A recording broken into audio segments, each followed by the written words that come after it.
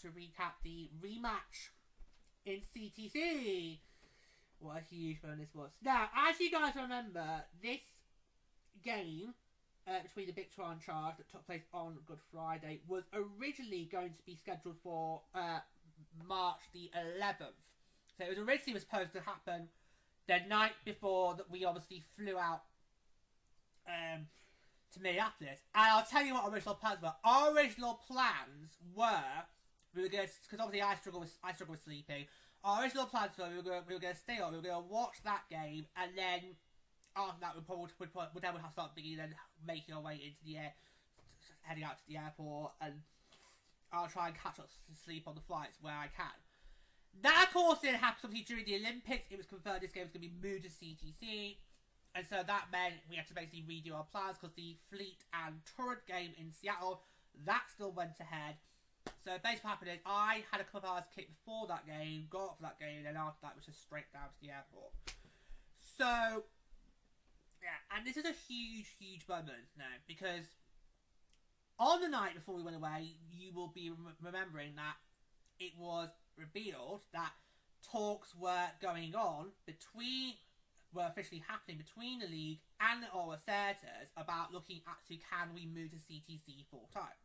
And those talks are still going on. We've just recently had confirmation a few days after this game that there are talks still going on between the Senators and the league. So I would not be surprised if we don't hear anything about this again until after the summer. So like how with the Sirens situation, because the Sirens moving to Potential Centre, that was doing the rounds in the summer months of 2024, but it didn't get confirmed until September of 2024. So it would not surprise me if during the summer we see in the airways that, Charge moving to CTC. Would not surprise me. And then if then in the late September or October, we get confirmation, Charge moving to CTC, that's definitely happening. Here's their schedule. Okay? So it does start, the lease runs out this year, so you kind of need to work out on something, especially how that city council is still determined to make Lansdowne 2.0 a go. But yeah, so, and we did what we got back from our trip. Well, the first few things we did back from our trip was we covered, we did an episode on that story that broke the night before we flew out. And Pluto basically said that he felt that this game in CTC that we just had, it was a really important game because if they could get the attendance right, then that could be a huge stepping stone to say, look, this will work. This will work. And I've had so many people in the last several months say to me on socials that, moving to CTC is not a good idea because of the distance. And I keep saying, well, look at Boston. Look at Boston. Okay, look at the Fleet. The Fleet primary venue is in Summer Centre. That's in Lowell. That's not even in Boston. It's not even in Massachusetts. It's in Lowell. And yet, they still sell out night in, night out on a regular basis. Even when they have really bad weather like that snow blizzard that we had last year when they were playing us, they still managed to pack that part out. So, I always use Boston as my counter argument when people want to have a pop at me for saying, that's not a good idea, are you crazy? I have to go, well, just look at Boston. Go and look at Boston attendance records. You can see it for yourselves, guys, okay? You can see it for yourselves. Plus, we know how passionate this fan base, the Charge, is. We know that it's a passionate fan base, okay? You do not want to be on the wrong side of the Ottawa Charge. That's why I always say, if we do get to visit all the inaugural 6 barns, and we go to Ottawa, it has to be on a night when the Charge are playing somebody else. Because I don't want to then incur the wrath of the Ottawa Charge fan base and then, become the second PHL podcast to get banned. Okay, so, yeah. But yeah, so, yeah. And what an incredible crowd we got. we are going to recap the game as a whole. We're going to do it how we've been doing the Table Tour recaps since we got back from our trip, where basically we recap the game, we do quotes on both sides, 3 stars, and then just some bar thoughts on me. That's how we do the Table Tour recaps going forward. And they are the last couple are we got that backlog sorted last week, so they are currently now all posting one a day. Everton's will come out probably maybe this weekend or at some point next week, along with the TD Garden recap. That's coming next week as well. We'll be recording that this time next week. But yeah, so just incredible. I'm absolutely blown away by what we've seen over Easter weekend as a whole. Always love Easter, don't you? For me, Easter, Thanksgiving are my 2 holidays that every year, no matter what, I am absolutely celebrating. And I think this is an Easter weekend I am never going to forget. For starters, you have this cracking game at CTC on Good Friday. And on Easter Saturday, you have MSG, which we will also be covering as well. Just incredible. Unfortunately, we don't have any games of the card for Easter Sunday or Easter Monday. Otherwise, we could have really made a full-blown long weekend out of it. That's fine. That's absolutely fine. That's fine. We don't see to tend to play on Mondays these days anyway, so it's totally fine. It's totally fine. But I kind of feel like this game is the proof that I need to confirm my case. I rest my case goblet here. Okay? They got 70,000 people, guys. That's the biggest home battle. I'll give you the exact number before we go to the recap. I just want to hone it in for all the boys and girls at home, particularly those of you at the back. 70,114 was the number. That is the Chargers' highest ever home crowd. So for all you little doubters at the back of the room there, okay, let that sink in. That is the Chargers' highest ever home crowd. You're not gonna beat that. You're not gonna beat that. Okay?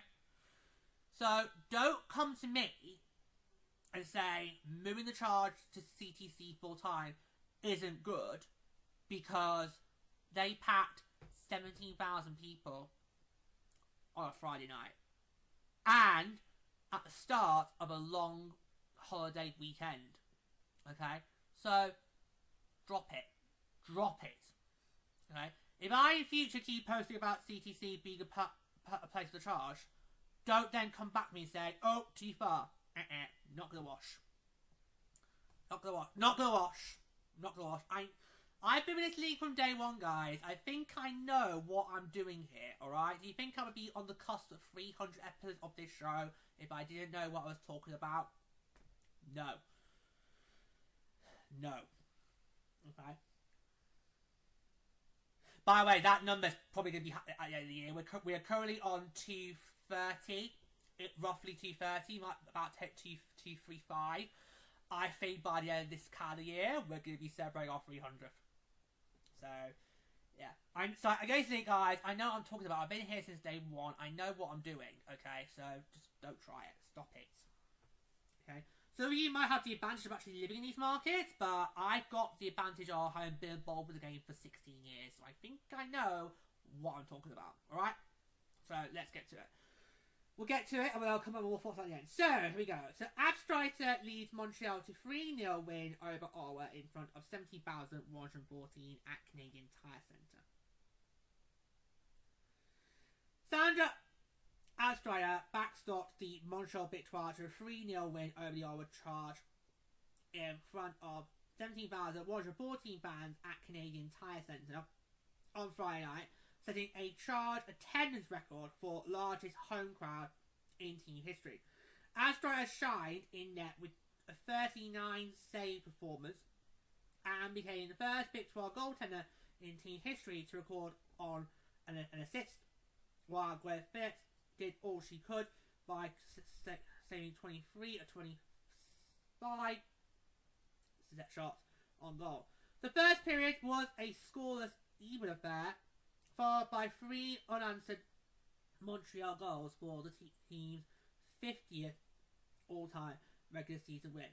The Victoire broke the deadlock at 6:21 in the second period when Kate Willoughby capitalised on a 2-on-1 rush, netting a top shelf shot over the blocker for her first PHL goal and the 1-0 lead.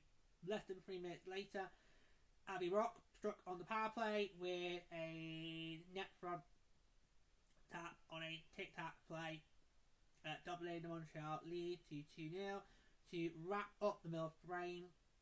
Willoughby closed out a career best game with her second goal, an empty net at 19:17 in the third period. With a victory, Montreal overtook Boston in the standings, now leading the Fleet, who have one game in hand by 1 point. Ottawa remains in 5th place in the standings, just 1 point behind Tio in 4th place. The Charge and the Scepters each have 5 games remaining on the season, including 2 more head-to-head meetings. Both teams will host Seattle for their next games. Montreal playing them on Tuesday, and then Ottawa hosting them on Wednesday. And that's for Ottawa's going to be huge because Tio is not back in action until Saturday. So if Ottawa can get the 3 points there, or any points, then they'll probably go back into third spot. But if I was a Charge, I would say get the 3 points because then you would have a 2-point cushion over. Yeah, then you would have a 2-point cushion over Tio rather than potentially either a 1 point or a tiebreaker situation. We're coming to that point of the season where you've really got to start really honing on your mental maths. Not all maths on points. Right, we'll go to points now. We're going to start with Montreal. First up, Montreal goaltender Sandra Abstrayer are recording a 39 save shutout. This is what I'm saying. It's something special, obviously, but in general, it's for sure a team shutout. There were a lot of my teammates that came and helped me out in the crease. There were a few dives across and they made a ton of saves too. And there was definitely a lot of block shots. So they helped me out with every single one of the shots that the other team was attempting. So it's definitely a team victory. Next up, Victoire forward Kate Willoughby are scoring her first 2 career goals in the PHL. This is what I have to say. It's not for lack of chances I've had throughout the years, but my teammates, my coaches staff, everyone has just continued to believe in me and keep my confidence up. The support I've had from my teammates just keeps me going. They're like, it's going to come. Well, and eventually it did, and now the floodgates might be open for me. Moving on to Ottawa now. First up, Ottawa native Rebecca Leslie on playing in front of a record crowd for a women's professional hockey game in the nation's capital. This is what to say. It's a dream come true. It's something I don't take lightly. I feel honoured to be in this position, to play for my hometown team, play in front of 17,000 fans and young girls who are aspiring to be PHL players. It means a lot. I feel like I must pinch myself at moments to realise where I'm at and just how special it is. I don't take it for granted. And finally, Charge alternate captain Emily Clark on the frustration of not scoring against Sandra Aspraya despite 39 shots. This is what I should say. She played amazingly. Hats off to her.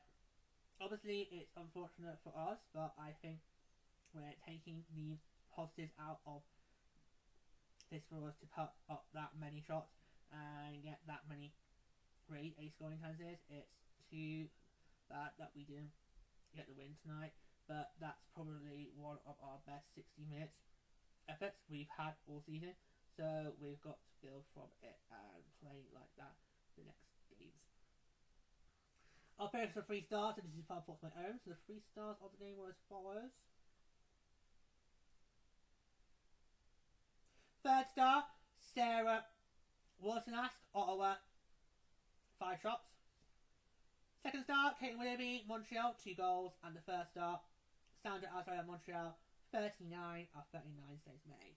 It was a really frustrating performance for Ottawa because they played so well in that game. They had a lot of great chances. Unfortunately, they just couldn't find the back of the net. I kind of felt they played a lot better in that game than they did against Tio in Calgary, where they actually did manage to get one over the back of the net. The power play really let Ottawa down in that game, especially how close it was, and they had an opportunity late to then go for it. But I felt Ottawa did play actually really, really well, and unfortunately, it's one of those games where the scoreline does not reflect the overall performance of the team. Okay, you do see there's a lot in hockey where the scoreline on the board does not reflect the overall performance, but for a lot of fans, they only care about about the scores on the doors. Okay, that's all they care about.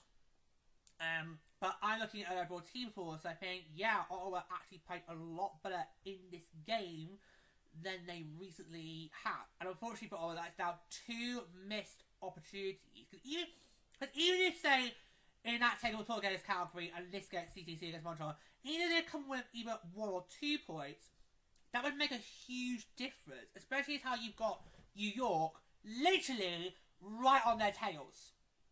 Literally, New York, at the time of recording this, on Easter Monday, is only 2 points behind Ottawa. And 3 back of Tio for that last spot. So you right now have actually got 3 teams. I know people say it's more likely going to be Ottawa or Tio. But right now, realistically and mathematically, you've got 3 teams fighting for now just 1 spot left in the playoffs. You got New York in 6th, Ottawa in 5th, and Tio currently in 4th. Tio, I do not think is strong enough to stay in 4th. I don't think Tio played a good enough season to even warrant being in the postseason for a 3rd year in a row. I don't. Okay? I don't. But they're benefiting by these missed opportunities from both Ottawa and New York. Yes, Sarah's bad. She did get points in the last 2 games, but they weren't regulation wins. And we are at that point of the season where it has to be regulation wins or bust. You have to go for broke. You have got to go for broke and get those 3 points in your last remaining games. If you are cracked it. Okay? If you are cracked. Okay? Okay? We're at that point of the year now where another time we'll share win, it's not going to cut it. You have got to go for broke and get those full 3 points. Okay? And we'll be very interested to see what's going to happen now in the Charge, Scepters, and Sire's main games, because those are the 3 that realistically have the best shot of getting in. Yeah, you can argue Vancouver's still hanging around like a bad smell. No offense going on this, but you kind of are. And the Torrens, even though realistically their best hope is probably getting the first overall draft pick, but they mathematically aren't out, and yet they're about, at the time of recording, 11 points back off that 4th spot. It's just with 6 games left to play, so ideally would probably need to win all 6 in regulation to even do it. So yeah, it's just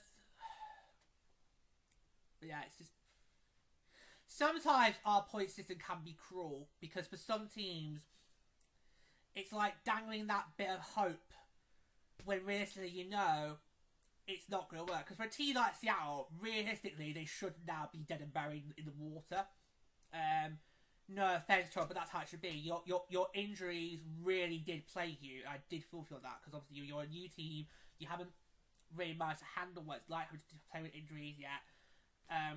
So realistically, you think Seattle should be dead and buried by now. But because the way our point system works, mathematically, the Torrents are still in.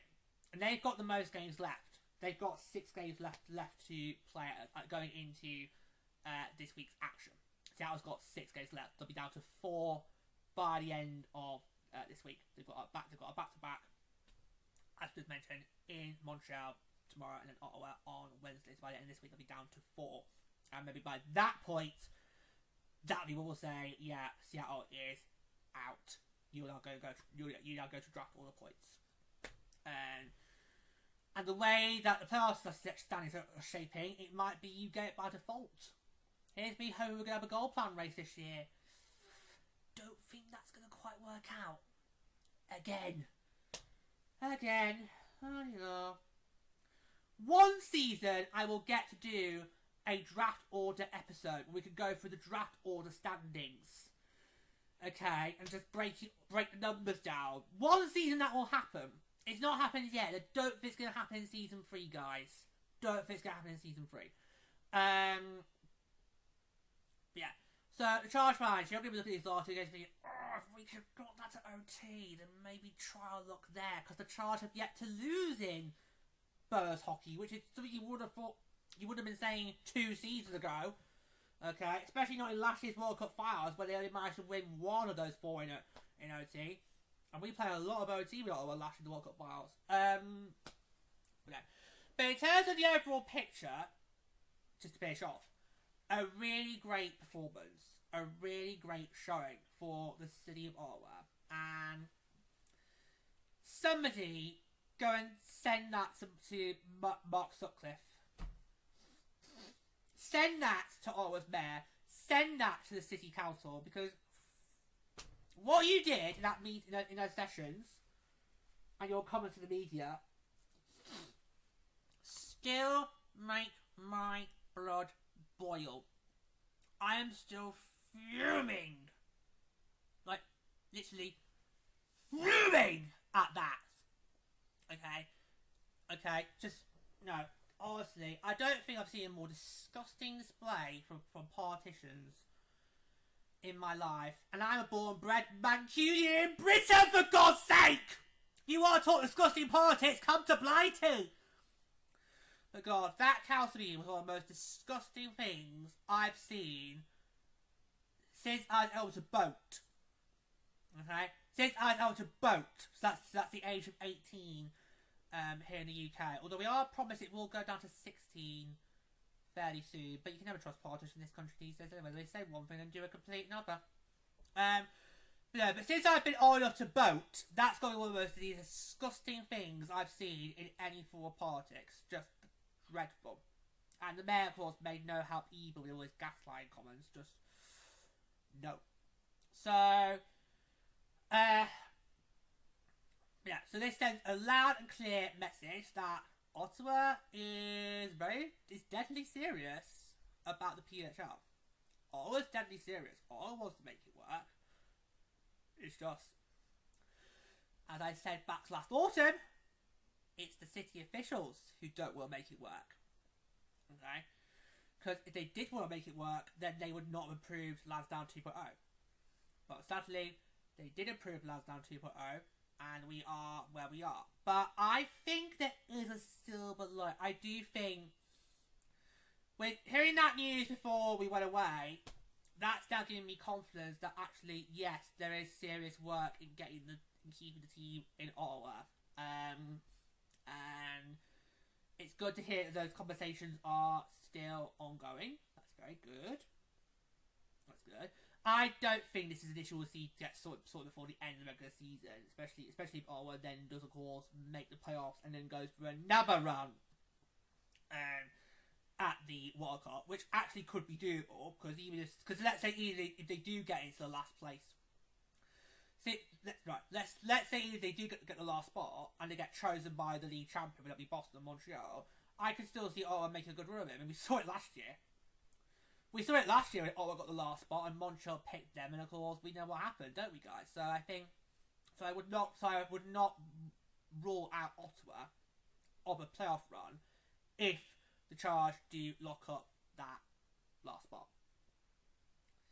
And it would be very interesting what Boston then does in terms of picking their team as Boston, because I'm not sure Boston will want to take on Ottawa. Would they really chance our luck now and we can beat them in the playoff series? But But then, who knows? It might be Montreal. It could be Montreal again. Who knows? I mean, right now it's Montreal in top spot, over 1 point. Both Boston and Montreal have got games tomorrow, so that'll be interesting. Both against the expansion teams, so they're probably looking at thinking, yep, easy 3 points. But we'll be seeing how that goes. We'll be, of course, scoreboard watching. Both of those as always. Yeah, so I think this is a huge moment for Ottawa, and it just goes to show that the market's there. The market is deadly passionate and deadly about the future, as it always has been. It's just, unfortunately, it's the city's officials, you know, the lawmakers who are not willing to cooperate, and that's sad because you've got something really special. Does that council? Does Ottawa City Council, does the Mayor of Ottawa realise that there are markets out there who would do anything, who would even kill to get a team full time? Okay, does Mark Sutcliffe and his council of cronies, do they not realise that there are markets out there like Denver, like Detroit, like Quebec that would kill to land a team? Okay?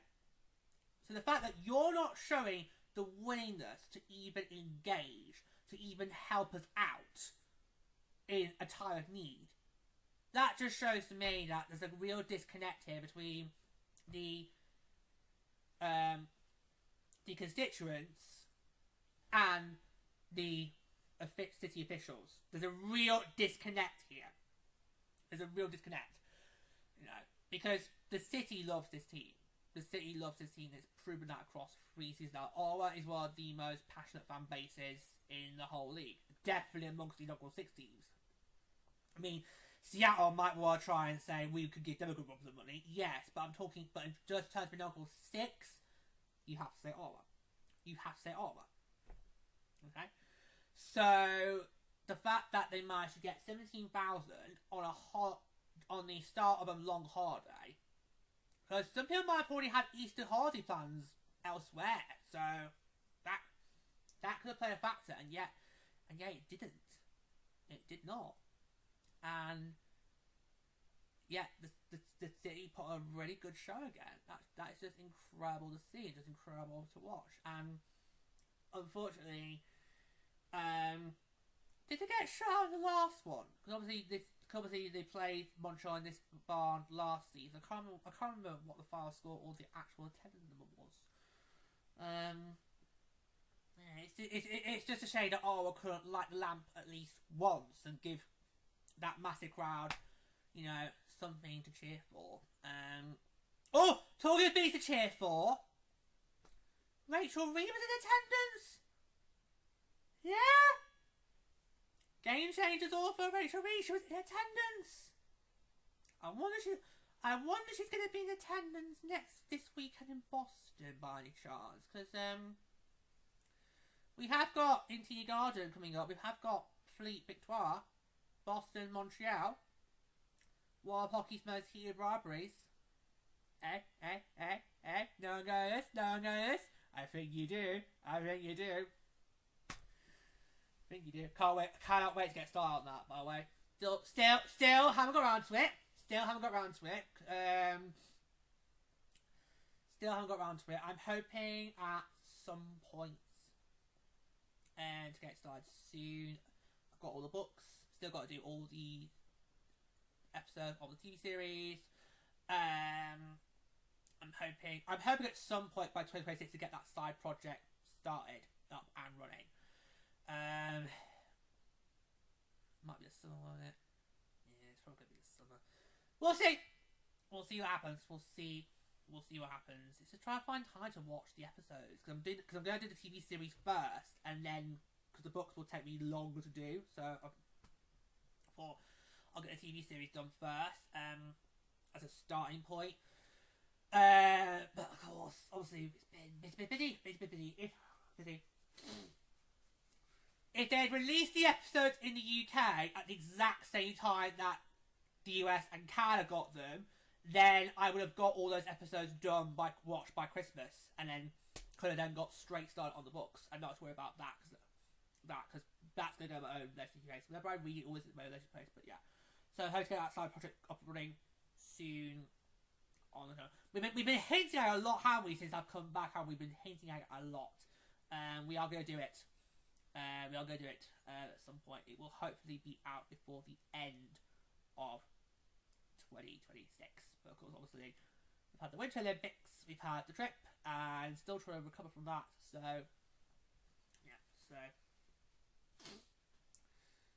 we'll see. We'll see what happens. Or it might be I have to start one of the books first, which is fine, and then that might help with some of the character profiles I'm going to do. Anyway, but yes, Rachel Reed was in the house. She was there. She was in the house. All was there, you got some representation there. Really great, really great. Yeah, it'd be interesting to see if we do get any like heated rivalry references at the TD Garden game, because obviously Boston Montreal is one of the most heated rivalries in all hockey, and with of course the main couple in the TV show being Boston and Montreal players, you think that would be interesting. I actually am going to wear my Boston Raiders jersey for that game, because this Saturday is Pride Night for the Minnesota Frost. It's our Pride Night game in Minnesota. So it's our Pride game on Saturday.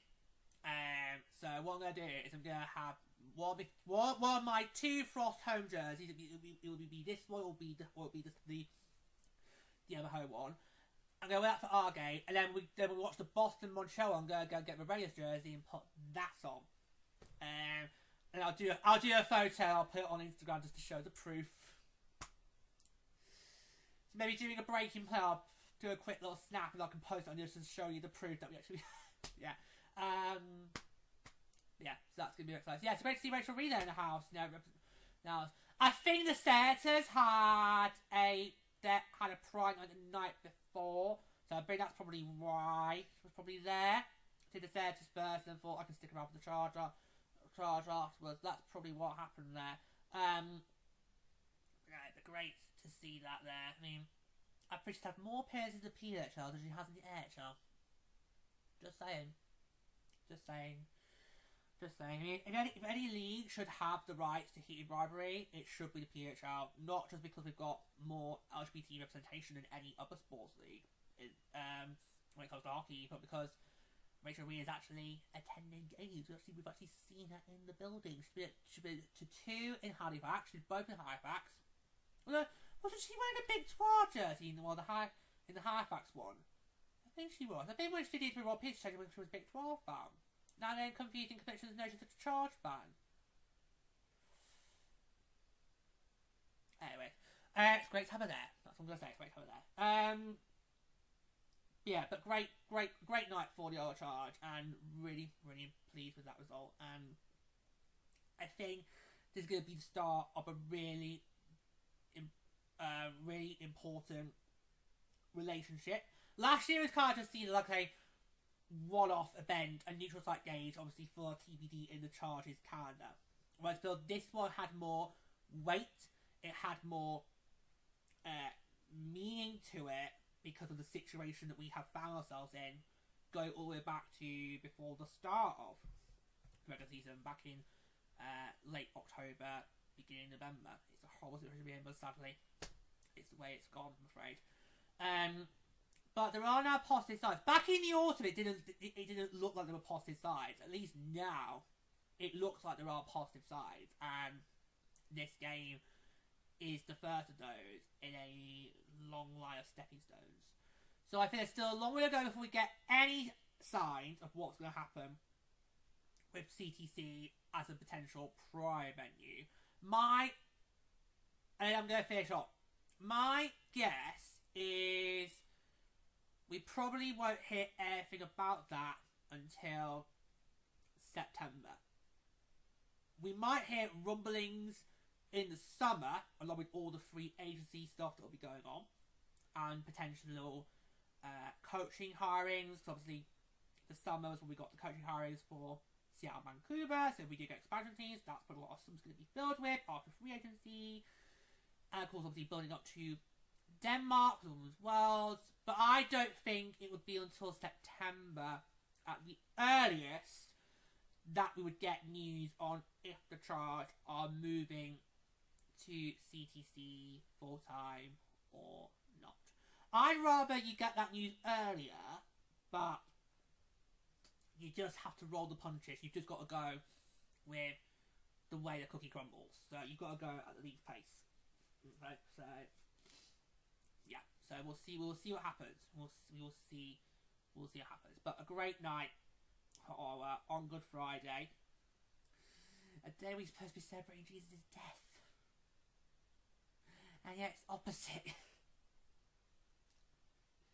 But great show on Good Friday to get that 17,000. Incredible. Absolutely. Just incredible. It's a shame that the result did not go Charge's way, because I do feel, this was the far I'm going to say on it, guys, I do feel the Charge played very well in that game. I felt they played a good 6 minutes. Particularly in the first 40, they had really good chances, really good scoring opportunities. Sadly, they just couldn't find the way at the back of the net, and sadly, it's a missed opportunity. It's not even coming with any points. It's a huge missed opportunity for Ottawa, but we'll see what happens. They're still in it. They are still in it. So we will see what happens. We will see what happens there. But what an incredible moment for the city of Ottawa. What an incredible moment. And we'll leave it there. So thank you guys for until next time. Take care, guys. Take care, guys. Oh, God. When am I going to be fully recovered? Oh, God.